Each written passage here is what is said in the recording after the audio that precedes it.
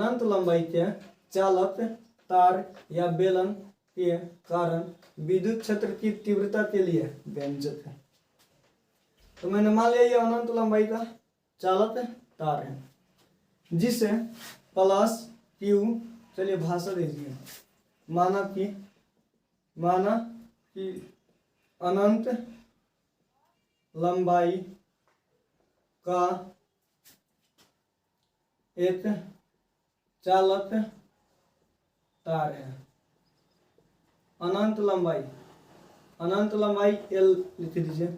अनंत लंबाई का एक चालक तार है जिसे प्लस क्यू आवेश से आवेशित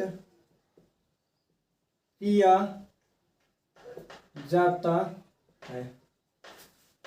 इसे प्लस क्यू आवेश से आवेशित किया जाता है और यह एक समान रूप से आवेशित हो जाता है, क्योंकि जैसे ही इसे आवेश दिया जाएगा ना तो ये चालक है तो चालक होने चलते पूरे पृष्ठ पर मैंने पूरे लंबाई में एक समान रूप से फैल जाता है, आवेशित किया जाता है।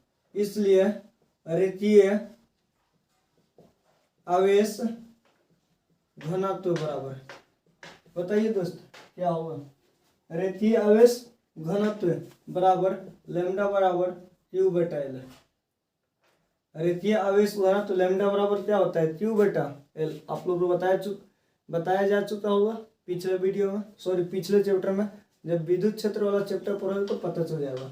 लैम्डा बराबर होता है क्यू अपन एल या क्यू बराबर लैम्डा एल। अब इस चालक के चारों ओर गॉसियन पृष्ठ की कल्पना किया। गॉसियन पृष्ठ की कल्पना किया। आप लोग कल्पना कीजिए, ये अनंत लंबाई का मान लीजिए और कल्पना कीजिए इसके चारों ओर गॉसियन पृष्ठ किस रूप में होगा? तो बताइए, यहाँ पे आवेश है तो इसके कारण इसकी जो क्षेत्र होगा इधर तक, यहाँ से इधर तक, यहाँ से इधर तक, और ये पूरा इसके ऊपर भी तो है, इससे भी ऊपर है, यानी पूरा ऐसा गोलाकार अनंत लंबाई तक लंबा तो जाएगा, चारों तरफ से गोल, लेकिन कहाँ तक? लंबा तक। यानी कि चारों ओर जो गॉसियन पृष्ठ होगा दोस्त, यह गॉसियन पृष्ठ बेलन के रूप का होगा। चारों ओर जो भी गॉसियन पृष्ठ होगा यह कितना होगा दोस्त? बेलन के रूप का। आई होप ये बात आप समझ पा रहे होंगे। कल्पना किया जो बेलन के रूप का है। किस रूप का है दोस्त? बेलन के रूप का। स्पष्ट है? अब इस आवेश के कारण r दूरी पर ये चालक तार से r दूरी पर एक बिंदु P है। चालक तार से r दूरी पर, अब यहाँ लिखे हुए चालक तार से r दूरी पर एक बिंदु P स्थित है, जहाँ विद्युत क्षेत्र की तीव्रता E के लिए व्यंजक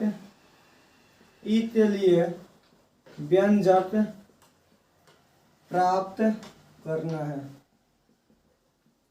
चलिए दोस्तों समझिए फिर से। इस चालक के चारों गॉसियन पृष्ठ की कल्पना किया और यह गॉसियन पृष्ठ किस रूप में है? तो बताएंगे बेलन के रूप में है। चालक तार से r दूरी पर एक बिंदु P स्थित है। यहाँ से r दूरी पर एक बिंदु P स्थित है, जहाँ विद्युत क्षेत्र E के लिए व्यंजक है प्राप्त करना है। अब बताइए दोस्त, आपको बताया गया है ये धन आवेश है ना, और धन आवेश के कारण E की दिशा किधर होती है? आवेश से दूर है। चलिए तो बताइए, अब यहाँ पर एक अल्पांशीय क्षेत्रफल ले रहे हैं, अल्पांशीय क्षेत्रफल, अल्पांशीय क्षेत्रफल ds। पूछा जाए ds की दिशा, तो ds की दिशा इधर होगी, यह है ds की दिशा। इस आवेश के कारण इस बिंदु पर E की दिशा, तो E की भी दिशा इधर ही होगी। चलिए इस बिंदु पर इस आवेश के कारण यहाँ पे आवेश के चलते हैं E की दिशा इधर, लेकिन इस पृष्ठ की दिशा, तो दोस्त आप सभी को बताए थे हम, ये जैसे है तो यहाँ ऊपर वाले पृष्ठ की दिशा किधर होती है, ऊपर वाले पृष्ठ की दिशा इधर है और E की दिशा इधर है। ध्यान दीजिए, यह जो है E की दिशा और E की दिशा इधर और पृष्ठ की दिशा इधर ऊपर की ओर, दोनों के बीच कितना एंगल बन रहा है, 90 का। तो यह जो है यह E की दिशा है और यहाँ पे ds की दिशा किधर होगी, ऊपर की ओर। इस पृष्ठ पर जब बात किया जाए तो यहाँ भी E की दिशा सेम और ds की दिशा इधर, क्योंकि यह जो पृष्ठ होगा इसकी दिशा नीचे की ओर। तो यहाँ बात करेंगे अल्पांशीय क्षेत्रफल, अल्पांशीय क्षेत्रफल ds से गुजरने वाला विद्युतीय फ्लक्स फाई बराबर क्या होता है दोस्त, E ds cos थीटा। ओ सॉरी, अल्पांशीय क्षेत्रफल ds से गुजरने वाला, एकदम बिल्कुल सही है। फाई बराबर E ds cos थीटा, यहाँ पे E ds cos थीटा। यहाँ लीजिए चूंकि थीटा बराबर 0 डिग्री, दोस्त बताइए क्या हो 0, तो बताएंगे E की दिशा और ds की दिशा, दोनों की दिशा एक ही ओर है, इसलिए दोनों के बीच बना कोण थीटा बराबर 0 डिग्री। सॉरी, तो ये भी बात बताइए ना, ये अल्पांशीय है, यहाँ पे ये अल्पांशीय ना लिए हैं, तो अल्पांशीय क्षेत्र से गुजरने वाला विद्युतीय फ्लक्स बहुत ज़्यादा होगा, नहीं, बहुत ज़्यादा नहीं, बहुत ही कम होता है। तो यहाँ होगा d फाई बराबर E ds cos थीटा, या d फाई बराबर क्या हो जाएगा, E इंटू ds। ये cos थीटा जब 0 रखेंगे तो उसका वैल्यू क्या होता है दोस्त, 1। बोलिए कोई दिक्कत है?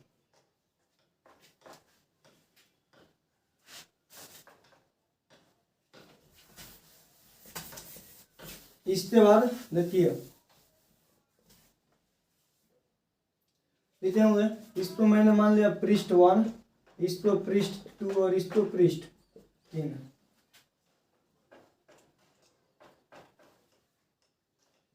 अतः संपूर्ण गॉसियन पृष्ठ से गुजरने वाला कुल विद्युतीय फ्लक्स, संपूर्ण पृष्ठ से गुजरने वाला कुल विद्युतीय फ्लक्स फाई बराबर, बताइए दोस्त,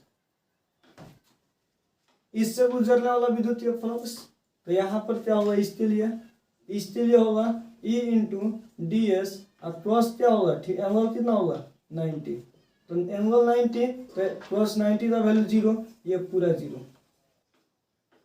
ऊपरी सतह से गुजरने वाला विद्युतीय फ्लक्स 0 और निचली सतह से भी गुजरने वाला विद्युतीय फ्लक्स 0, तो संपूर्ण विद्युतीय फ्लक्स किससे गुजरेगा, तो ये ऊपर वाला वृत्तीय खत्म, नीचे वाला वृत्तीय खत्म, तो जो भी गुजरेगा वह सिर्फ और सिर्फ इसके वक्र पृष्ठीय क्षेत्रफल से ही गुजरता है, यानी पार्ट 2 से ही गुजरेगा। संपूर्ण विद्युतीय फ्लक्स कहाँ से गुजरेगा, तो बताएंगे पार्ट 2 से। क्यों, तो बताइए पार्ट 1 और पार्ट 3 जब हम दोनों में देखें तो एंगल बन रहा था 90 और 90 बनने के चलते फाई बराबर E ds cos थीटा, यहाँ जब 90 रख रहे थे तो पूरा क्या हो जा रहा था 0। पार्ट 1 और पार्ट 3 से कोई भी विद्युतीय फ्लक्स नहीं गुजरता है। टोटल कहाँ से जाता है? तो टोटल जाता है पार्ट 2 से, यानी वक्र पृष्ठीय क्षेत्रफल से। तो बताइए दोस्त क्या होगा? फाई बराबर संपूर्ण गॉसियन पृष्ठ से गुजरने वाला विद्युतीय फ्लक्स फाई बराबर क्या होगा? 0 से अवक्र पृष्ठीय क्षेत्रफल। वक्र पृष्ठीय क्षेत्रफल का फॉर्मूला होता है 2 पाई r। यहाँ h होता है, लेकिन यहाँ जो बेलन है इससे हम l लिए हैं। क्या लिए हैं? l, इसे लीजिए 2 पाई r l और e इंटू डी एस। बोलिए दोस्तों, ds के सापेक्ष s का इंटीग्रेशन होता है। ds के सापेक्ष s का इंटीग्रेशन होता है, लेकिन यहाँ s है नहीं, e कांस्टेंट हो जाएगा। फाई बराबर क्या हो जाएगा? बोलिए, फाई बराबर क्या हो जाएगा? तो फाई बराबर होगा e कांस्टेंट 0 से 2 पाई r l तक, i इंटू e तो कांस्टेंट हो गया ds का इंटीग्रेशन होता है सिर्फ s। फाई बराबर डी फाई ना, डी फाई का इंटीग्रेशन फाई।